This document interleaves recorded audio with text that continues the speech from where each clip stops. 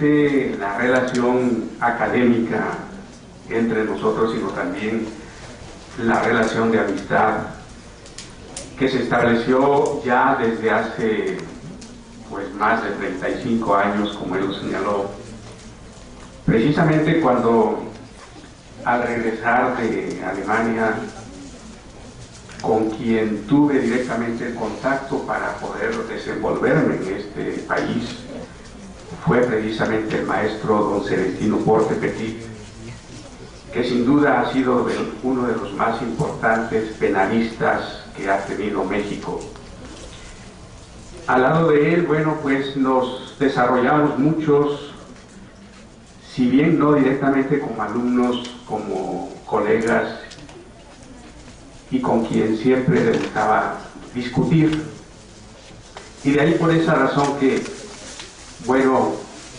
no tuve más que aceptar para estar aquí con mucho gusto en este evento.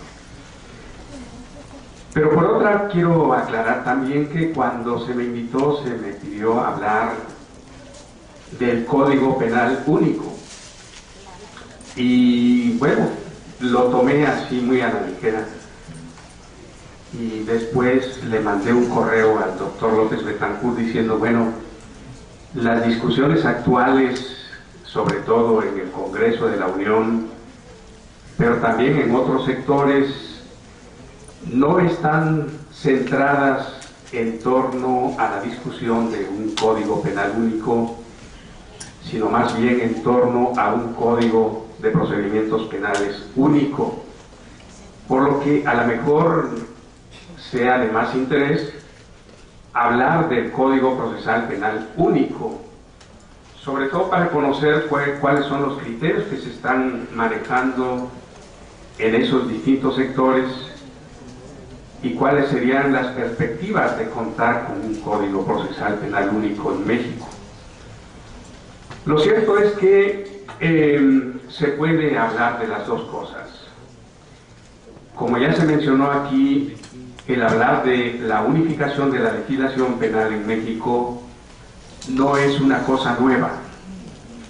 Esto se viene planteando ya casi desde pocos años después de que entrara en vigor el Código Penal aún vigente, que data del año de 1931. Casi 5 años después, incluso en México hubo un congreso que se llamó Hacia la Unificación del Derecho Penal en México, y que planteaba precisamente ya esa problemática que se estaba dando en nuestro país. Y fue uno de los profesores de la Facultad de Derecho de la UNAM, de los primeros que en un artículo publicado en la revista Criminalia de la Academia Mexicana de Ciencias Penales, que en el año de 1947 escribió un artículo precisamente en torno a la unificación de la legislación penal en México. Y en ese artículo destacaba precisamente muchas de las cosas que ahora se retoman. Él señalaba ya desde entonces de que no obstante que México está unido por una serie de cosas como son las series culturales, el idioma, la religión y muchas otras cosas, lo cierto es que desde el punto de vista político, México es una república representativa, democrática y federal, y en virtud de ello, cada uno de los estados tiene la potestad de generar su propia legislación penal y procesal penal. En virtud de ello es que en México hemos contado con una gran cantidad de códigos, 32 códigos penales y 32 códigos de procedimientos penales, y a partir del siglo XXI ya tenemos 33 códigos penales y 33 códigos de procedimientos penales, porque el Distrito Federal también generó su propia legislación. Y precisamente ante todo ello, Y no obstante que en un inicio podría decirse que la mayoría de los estados de la República siguieron como modelo el Código Penal Federal de 1931, sobre todo por lo que hace a los principios y reglas generales del Código Penal, empezaron a diversificarse en cuanto a los criterios que tienen que ver con los tipos penales y con las punibilidades, y de ahí que eso motivó a que Carrancá y Trujillo destacara precisamente esa gran diversidad que se empezaba a ver y por lo tanto la necesidad de la unificación de la legislación penal.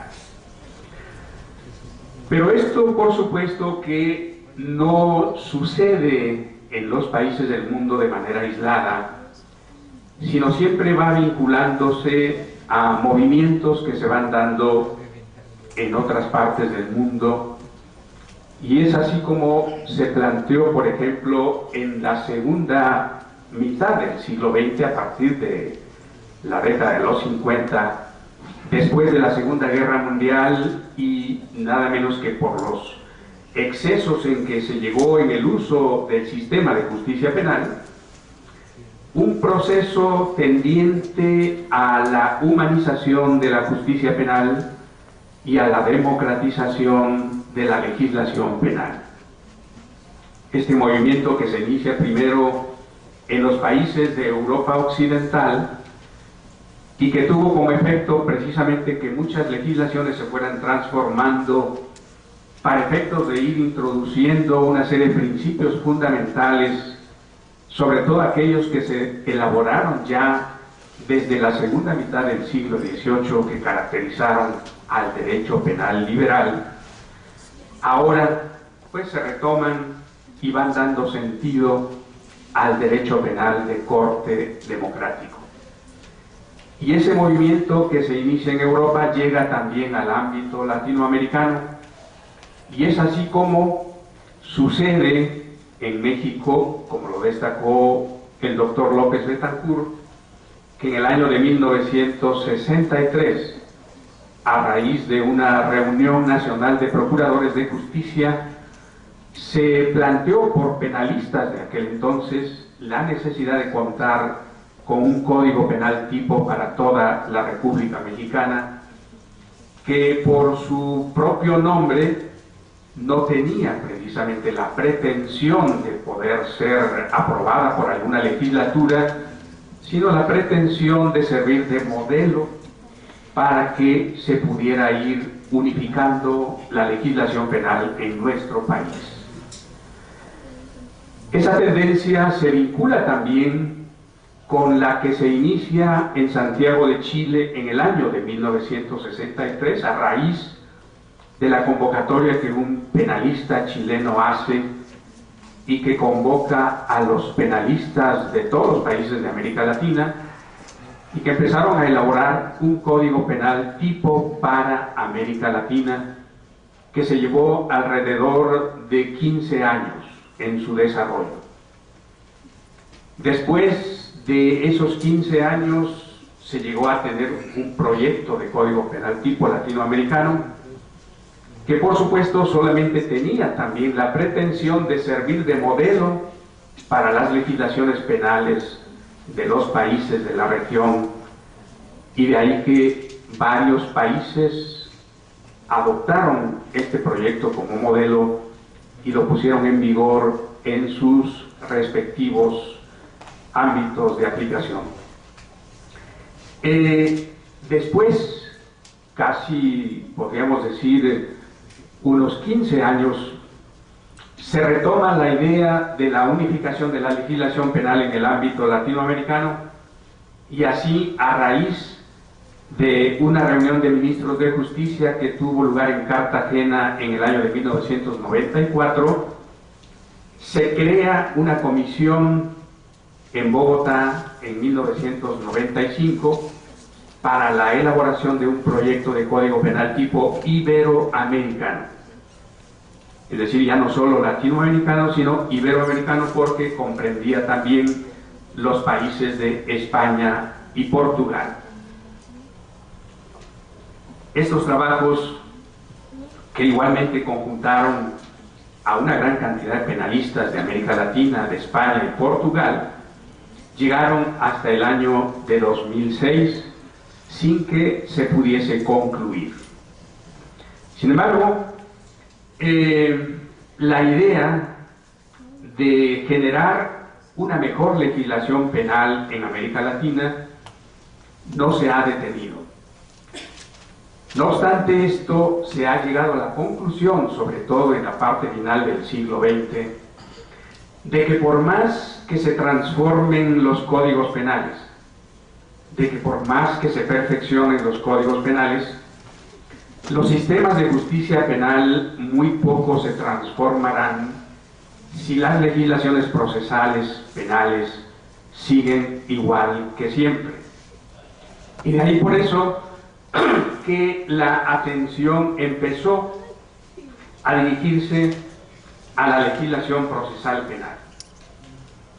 Pero esta tendencia igualmente obedece a un movimiento que se inicia también por la influencia de procesalistas provenientes de Europa.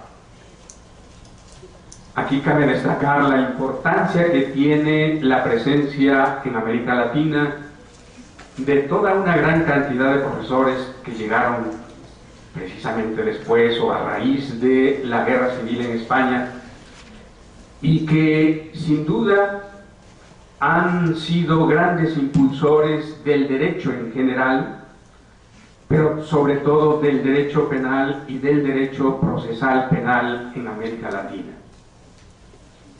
Tuvimos la presencia de un gran procesalista, Niceto Alcalá y Zamora, quien tuvo pues una gran cantidad de discípulos en América Latina, entre ellos grandes profesores procesalistas mexicanos como don Héctor Fixamudio, como don Sergio García Ramírez, como don José Ovalle Favela, entre otros.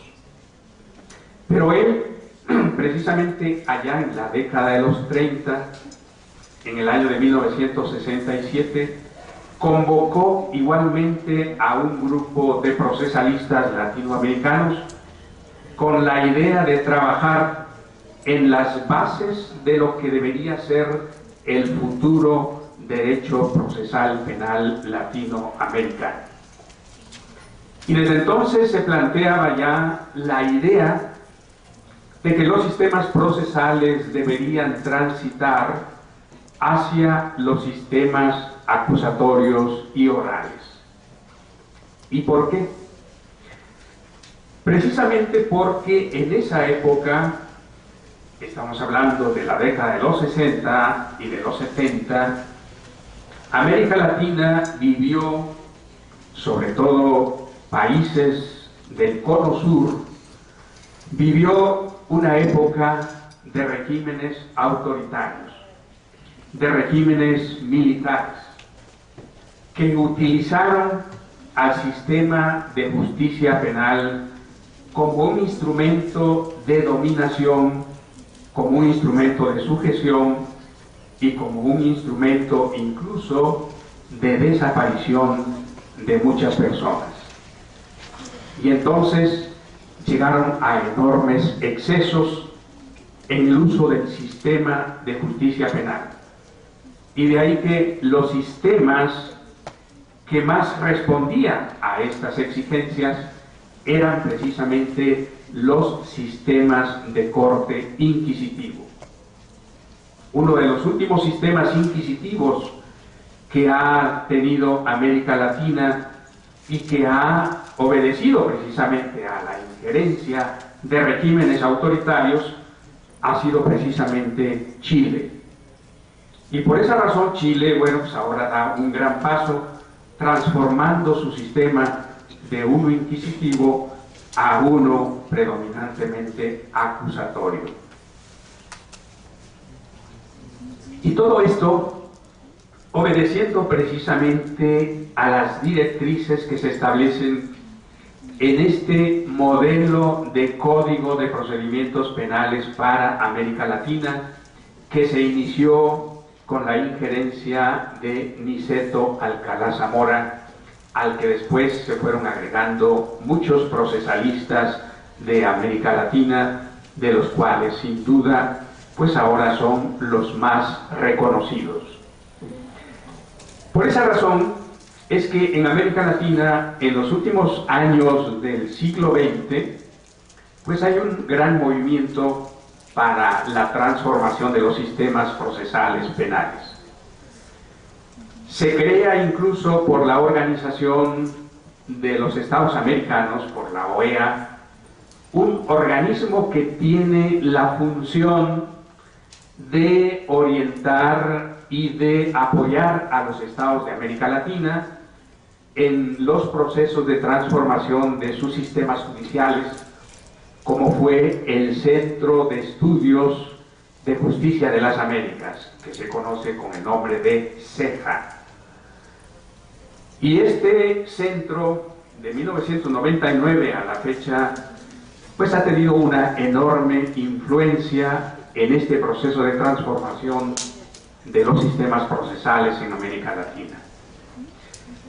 Cuando en la parte final del siglo XX hubieron reuniones diversas en otros países de América Latina para analizar el estado de los sistemas procesales, propiciados sobre todo por organismos internacionales, siempre se destacaba que México es uno de los países menos desarrollados en su sistema procesal penal. ¿Y por qué? Pues porque decían no se había involucrado hasta entonces en este movimiento de reforma a su sistema procesal penal.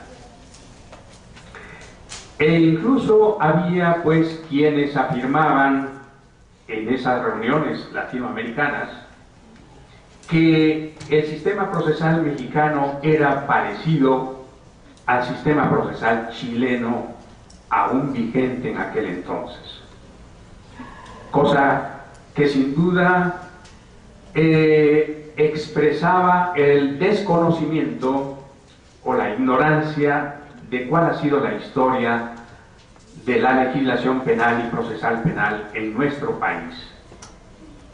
Como ustedes deben saber, en México, desde que surge la Constitución de 1917, se establecieron en ella las bases para el nuevo sistema procesal penal mexicano. La Constitución mexicana de 1917 ha sido caracterizada como una constitución de corte liberal, ha sido caracterizada como una constitución que establece las bases para que el Estado mexicano sea un Estado democrático de derecho. Consecuentemente, la Constitución mexicana también ha establecido las bases para que su sistema de justicia penal responda a las exigencias del Estado democrático de derecho. En virtud de ello, es que desde 1917 se estableció que el sistema inquisitivo hasta entonces predominante debería pues ir desapareciendo y sustituirse por un sistema procesal de corte acusatorio. Y es por esa razón que las principales bases establecidas desde 1917 siguen estando vigentes hasta ahora, aún con las reformas que se introdujeron en el año de 2008. Sin embargo, lo que sucedió fue que los legisladores, los que generaron la legislación secundaria, tanto penal como procesal penal, seguramente no interpretaron adecuadamente la orientación filosófico-política de la Constitución, como tampoco los alcances de la misma, y de ahí que hayan generado una legislación que en gran medida se aparta de los postulados constitucionales. Por esa razón es que lo que se ha desarrollado en nuestro país no ha sido un sistema procesal predominantemente acusatorio, sino un sistema que contiene tanto ingredientes inquisitivos como ingredientes acusatorios. Es decir, un sistema que puede ser caracterizado como mixto o ecléctico. Y de ahí por eso que en los últimos tiempos, cuando se plantea la necesidad de su transformación, lo que se establece es la necesidad de fortalecer el sistema procesal acusatorio, cuyas bases ya se encuentran desde 1917. Es decir, la situación mexicana de ahora no es la misma que la situación chilena de finales del siglo XX. Chile, cuando da su reforma, se encontraba en una situación análoga a la que México tenía en 1917. De ahí que el cambio pues resulta sumamente brusco. El cambio en México, por el contrario, no puede tener esa misma intensidad, dado que ya hemos tenido pues avances importantes en la propia Constitución. Lo cierto es que la tendencia hacia la transformación del sistema procesal penal mexicano hacia el sistema procesal penal acusatorio y oral era una tendencia que a principios del siglo XXI se planteaba como algo irreversible y que por lo tanto había que seguirla. Y eso es la muestra que nos dan las primeras propuestas de reforma que se plantea primero en el año de 2002 con los proyectos legislativos que en aquel entonces el secretario de Seguridad Pública había elaborado. Proyectos de reforma constitucionales, proyectos de nuevo Código Penal, proyectos de nuevo Código de Procedimientos Penales, entre muchos otros, pero que no pasó de ahí y en cambio un legislador del partido Convergencia los hace suyo y los presenta como iniciativa en el Congreso de la Unión en el año de 2003. En cambio, el Ejecutivo Federal en 2004 presenta una extensísima iniciativa de reforma para transformar todo el sistema de justicia penal, pero sobre todo el sistema procesal penal. Reformas a la Constitución y toda una nueva legislación procesal penal para efectos de fortalecer, dice ahí claramente, el sistema procesal penal acusatorio e ir quitando todo aquel indicio de lo que suene a sistema procesal inquisitivo. Cuando se plantea esta iniciativa en el Congreso de la Unión, allá en el mes de marzo de 2004, todo mundo que se dedica al derecho penal y al derecho procesal penal en México se pregunta: ¿y de dónde salió esta propuesta? ¿Quién la trabajó? ¿Quién la hizo? Se miraban los penalistas y procesalistas mexicanos y dicen: pues ninguno de nosotros.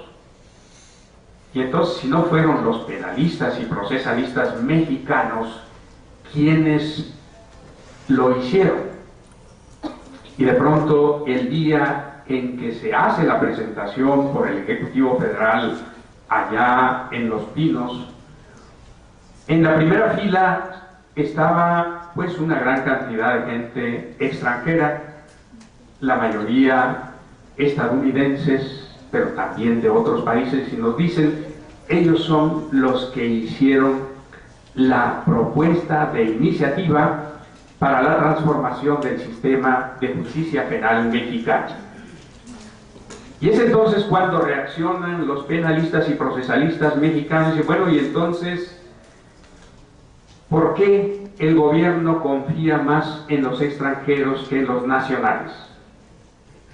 Se inicia una serie de foros para analizar esa propuesta y se llega a la conclusión de que si esta propuesta se pone en vigor tal como está planteada, iba a provocar un enorme caos al sistema de justicia penal mexicano. ¿Por qué? Pues porque era una propuesta que primero no partía de un diagnóstico real de la realidad mexicana, de la realidad del sistema de justicia penal mexicano que se quiere transformar, de dónde están sus principales problemas y cuáles deben ser sus soluciones. Nada de eso tenía como antecedente. Pero por otra parte, no tomaba en cuenta las realidades nacionales. Obedecía más a realidades distintas. Casi se transformaba en una simple copia de modelos extranjeros, y de ahí que, por ventura, porque eso podríamos llamarlo así, el Senado de la República, en donde llegó esta iniciativa, simplemente lo mandó, como se dice, a la congeladora. Y se quedó ahí algún tiempo. No pasó. Y no pasó porque los legisladores de alguna manera decían, bueno, si así la aprobamos, lo que se va a producir es un caos en el sistema de justicia penal, algo parecido a lo que había sucedido años antes en Guatemala. Guatemala se puso en vigor un sistema predominantemente acusatorio, enormemente garantista, pero en donde no se había preparado a todas las áreas del sistema de justicia penal para enfrentarlo, y de ahí que cuando lo ponen en vigor se colapsa. Y desde entonces, más de 15 años, no se ha podido levantar.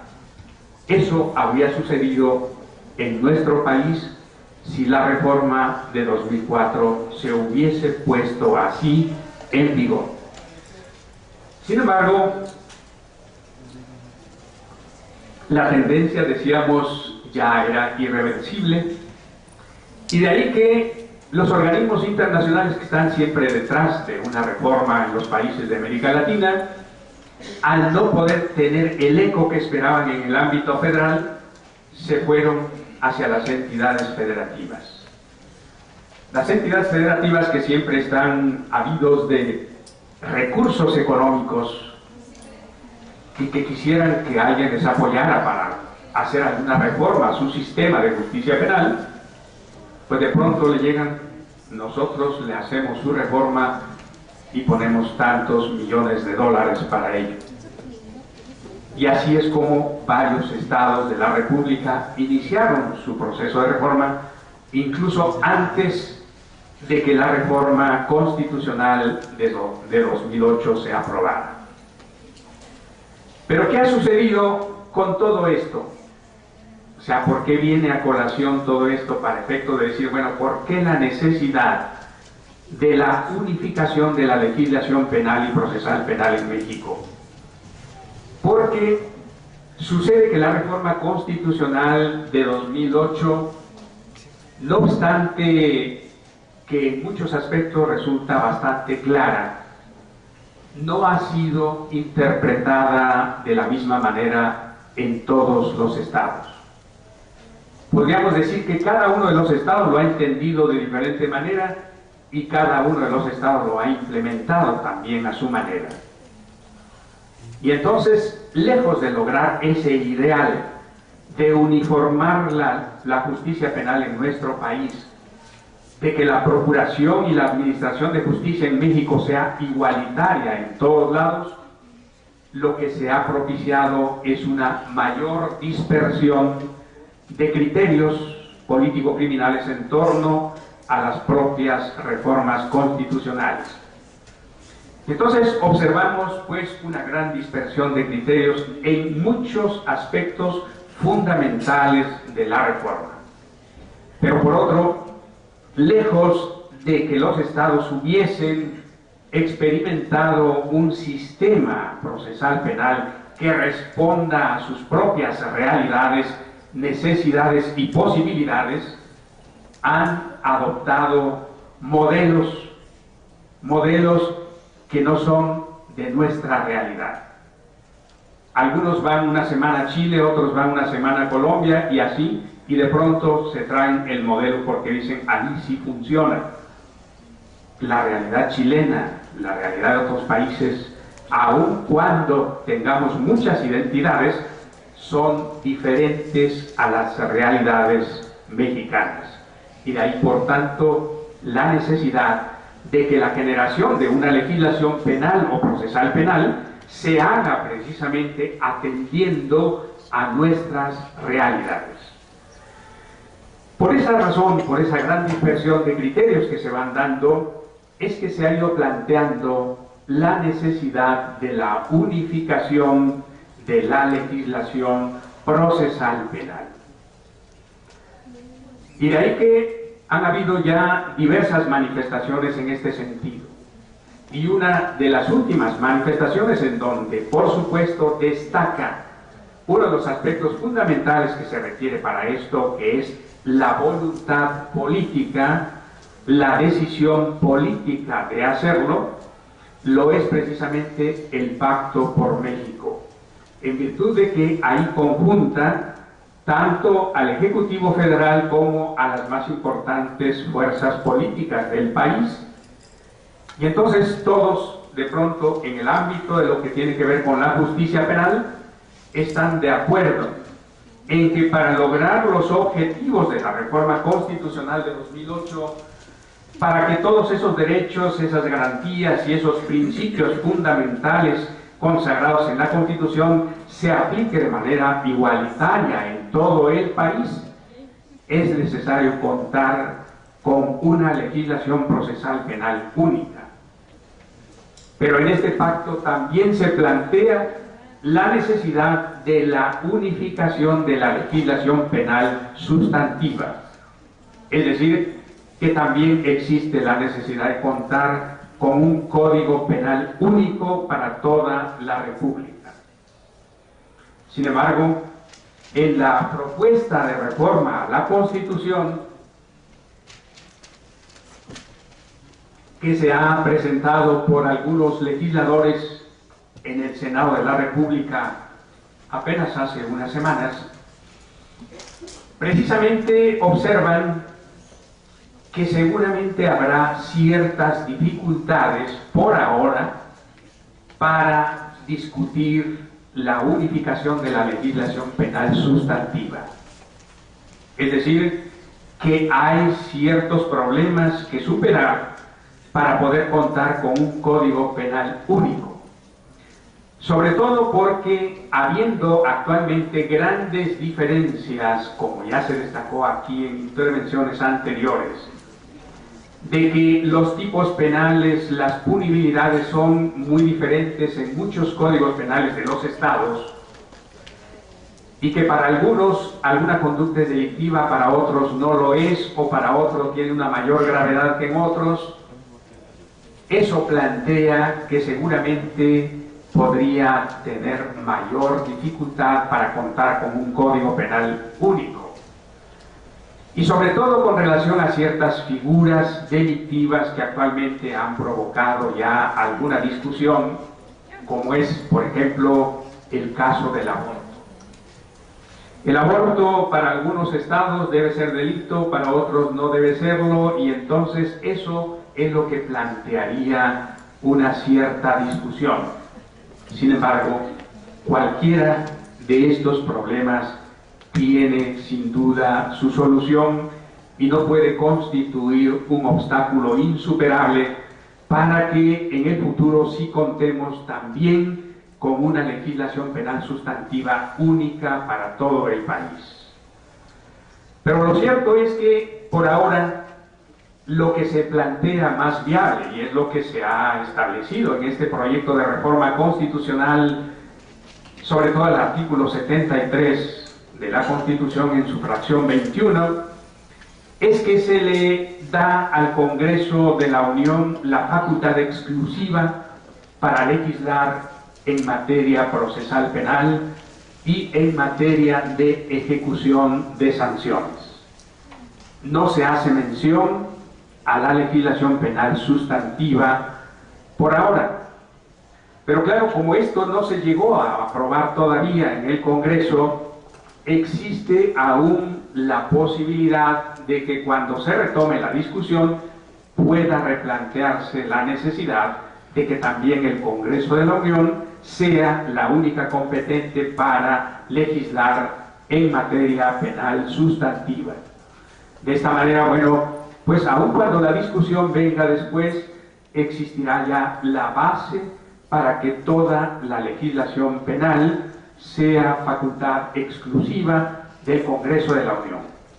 Claro que esto tiene su contraparte, porque habrá que ver, bueno, ¿y qué piensan los estados de la República? Hasta ahora, bueno, no ha habido mayor oposición con relación a la legislación procesal penal en el Congreso, en donde están sin duda representados también los estados,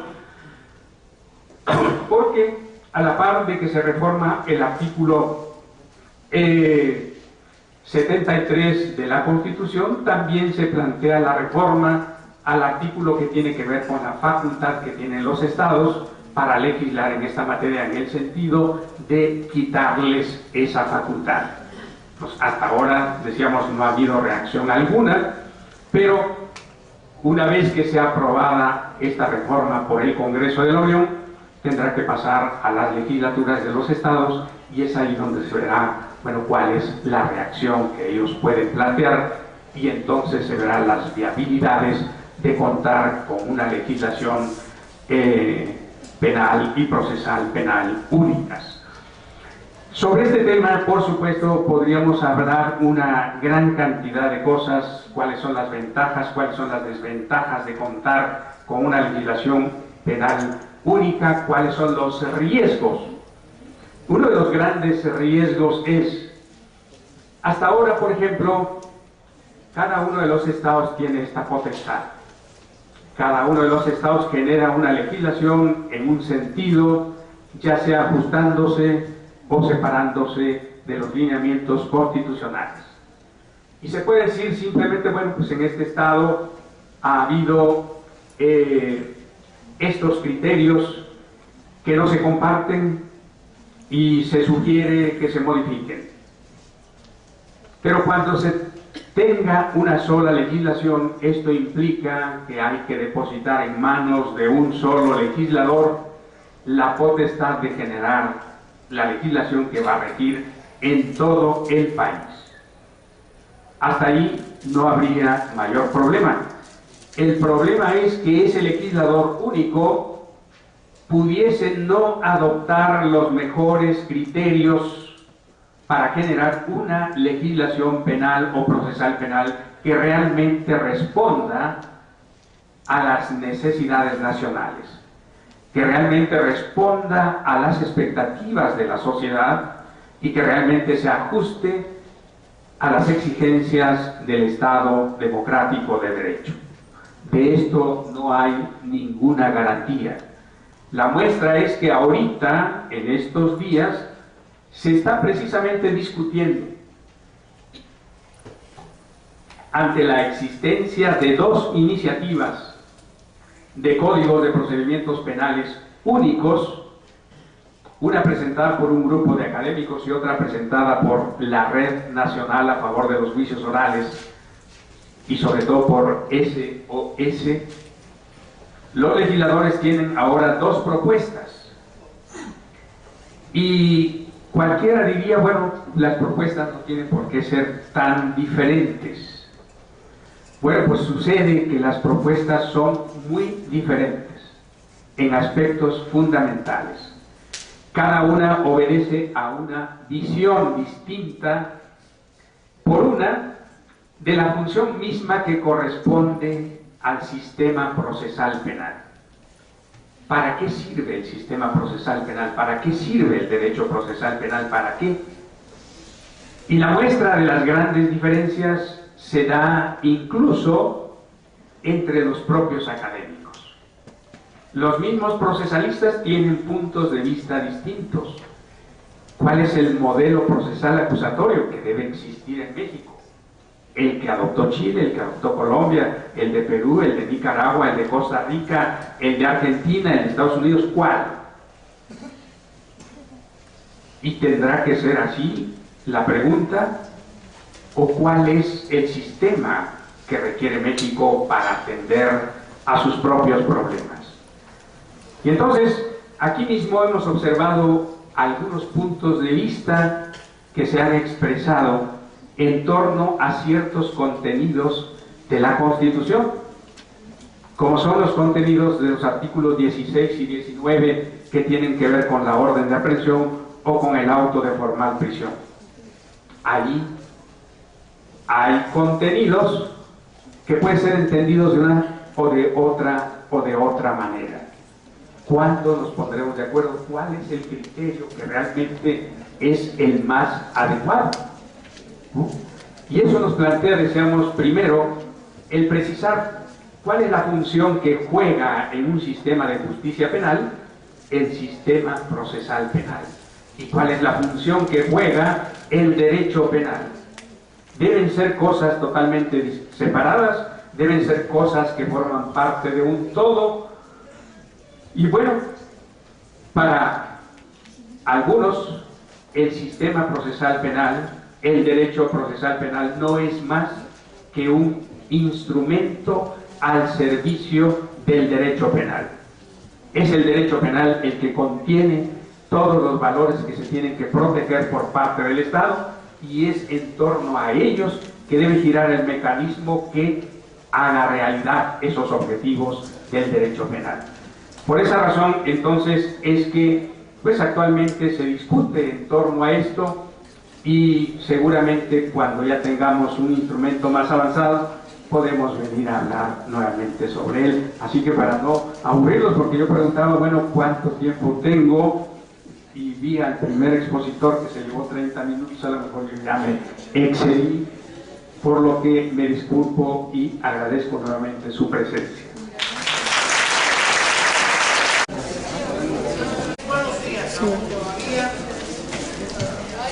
vamos a continuar con esas conferencias magistrales que evidentemente ya dos de ellas se han desarrollado con mucho éxito, que ahora continuamos con un presidio de altísima calidad en donde se encuentra la maestra Brenda Casanova Cárdenas, destacada catedrática de la Constitución, la doctora Elsa Núñez Carpizo y dos de nuestros expositores, maestros muy destacados de nuestra institución, el doctor Elías Polanco Braga y el doctor Carlos Daza.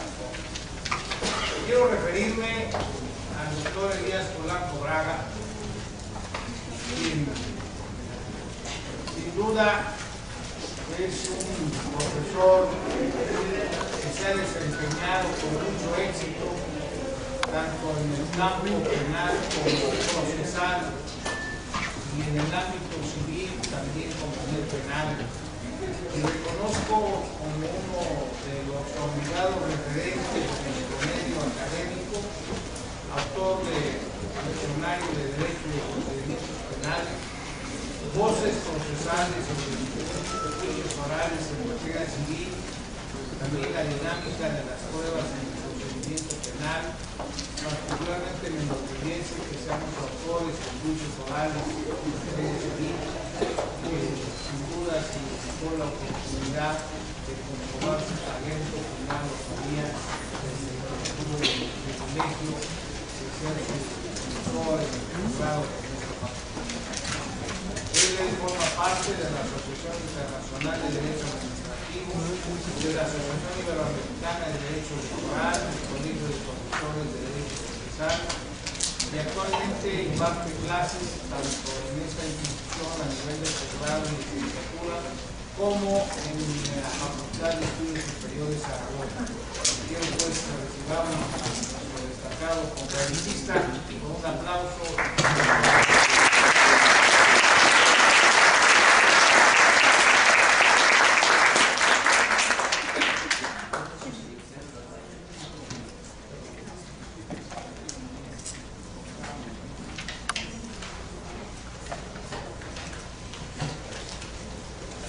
Buenos días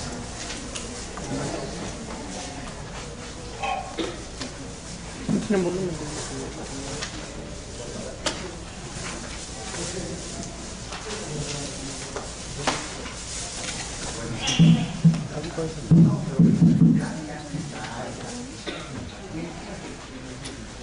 buenos días, bienvenidos a este evento. Eventos de calidad, como ya se ha perdonado, que despiertan interés. Aunado a ello, siempre con algo saldremos satisfechos, que acrecentamos en algo nuestro acervo de conocimientos. Los felicito y les agradezco su presencia.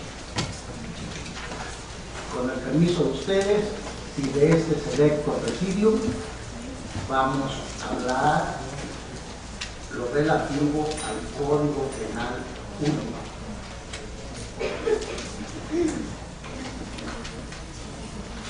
¿Cómo comenzar? Fue mi interrogante cuando recibí la atenta invitación de mi querido maestro don Eduardo López Betancourt. Dije, pues, quiero encontrar, quiero saber qué teníamos, cómo ha evolucionado la materia penal. Y esto me obligó a consultar desde Roma. ¿Qué observo en Roma? Pues en las legislaciones escritas, que luego algunos autores dicen que no se escribió, las dos etapas, pero existen antecedentes de su existencia. Tan es así que grandes tratadistas de romano, y otros maestros de nuestra facultad lo confirman. Y llego a la conclusión de que esta ley de las 12 tablas abarcó en una sola ley varias materias: el agrario, el laboral, el civil, el mercantil, y no deja de tratar la materia penal. En su tabla 2.7 establece todo lo relativo al derecho penal, la configuración de delitos bajo el sistema del talión, en el que sancionaba a los delitos graves severamente, a los delitos menos graves permitía la composición. Lo que ahorita queremos revivir, los acuerdos reparatorios, ya se tenía Roma, pero no dejó de establecer penas muy severas, entre ellas la pena de muerte, que aplicaba en los casos de falsedad de declaraciones, falsedad de testimonio y la corrupción judicial. Si vemos esto y lo aplicáramos ahora, todos estarían en la cárcel por mentirosos y por corruptos los funcionarios. Muy bien. ¿En dónde comienza esto de los códigos? En la misma Roma. En la misma Roma se piden los primeros códigos llamados gregoriano y hermogeniano. Fueron los primeros, pero siguieron la tónica de las 12 tablas. ¿Por qué razón? Porque fue una recopilación de leyes imperiales, leyes constitucionales. Eso fue lo que hicieron. Pero era una recuperación sin orden. ¿Cuándo comienza el orden? Cuando Teodosio II, del Luciano II, es quien establece una comisión que se encargue de recolectar las leyes imperiales desde Constantino, pero ordenados. Pero no solo eso, también les ordenó que recopilaran, que concentraran todos los criterios de los jurisconsultos. Entonces ya se hizo un código, entre otras cosas, ordenado. Este código tuvo influencia en Italia, en Europa Occidental, hasta la Edad Media. Tanto fue su influencia que en él se basó el brevario de Alérico. Pues bien, de aquí paso enseguida a México. ¿Y qué decimos de México? Que México inicialmente tenía su derecho precortesiano, con aspectos como el código texcocano o de Nezahualcóyotl, o sea, por haberse aplicado el Texcoco, que definía figuras delictivas. Entre los tlaxcaltecas se aplicó la pena de muerte. Y nuevamente, fíjense, sin tener relación con Roma, porque estamos hablando que ni siquiera sabíamos de su existencia de ellos, como ellos de nosotros, ya aplicaban la pena de muerte a los mentirosos. Pues bien, entre los mayas se establecieron varias figuras delictivas, como el adulterio, el robo y otros más con sanciones severas. Pero, ¿qué queremos decir con esto? Que este derecho precortesiano no influye en nada cuando vivimos la época colonial. Para nada. Y como en la actualidad no tenemos influencia de nuestro derecho precortesiano, pues bien, entonces en la colonia, ¿qué sucede? Que se imponen las leyes españolas para ser aplicadas. Sin embargo, consideraron que de acuerdo a los usos y costumbres de los nativos, que le llamaron inclusive en la ley de los indios, trataron de eliminar algunos aspectos con la famosa ley de Indias de 1530 y la otra ley, recopilación de los reinos de las Indias de 1680. Y digo que trataron porque los indígenas se bañaban en los arroyos naturales y ellos en estas leyes lo consideraron delito. Los cánticos que realizaban en las noches los indígenas también fueron reprimidos con sanciones, porque como no entendían el dialecto, pensaban que eran insultos para ellos. Entonces, en lugar de conservar los usos y costumbres, lo fueron reprimiendo. Sin embargo, viene un algo secundario. Si bien fue lo principal estas dos leyes para aplicar durante la colonia, también se aplicó el derecho de Castilla, la ley del toro, el fuero real de 1225, las leyes de las partidas se aplicaron en México.